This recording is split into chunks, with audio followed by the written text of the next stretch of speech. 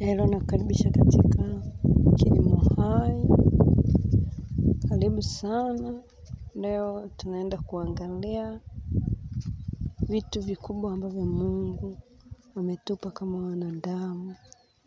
Lakini tuone maandiko. Kuna vitu ambavyo Mungu anatuambia kama watoto wake.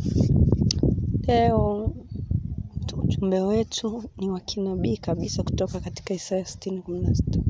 Wajua wafalme wenye matiti yenye maziwa.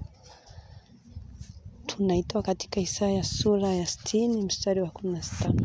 Katika ulimwengu wa roho, matiti yanayotoa maziwa ni alama ya ulishaji wa kiroho, neema na mafanikio. Yanatoka kwa Mungu kupitia vyombo vyake. Tuangalie wafalme hawa ni wakina nani? Wafalme hawa ni nani?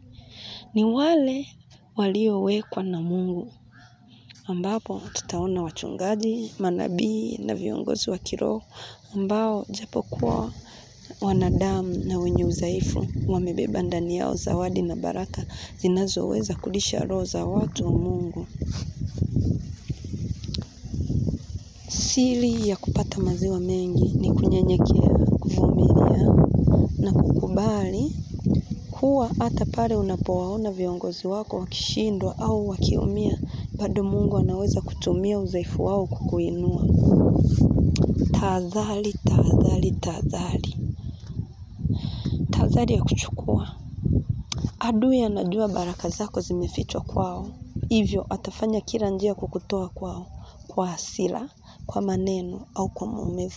Lakini ukinyenyekea na kuvumilia, utapata maziwa mengi sana, baraka nyingi zisizo na kipimo. Barikiwe. Karibu katika Kilimo Hai.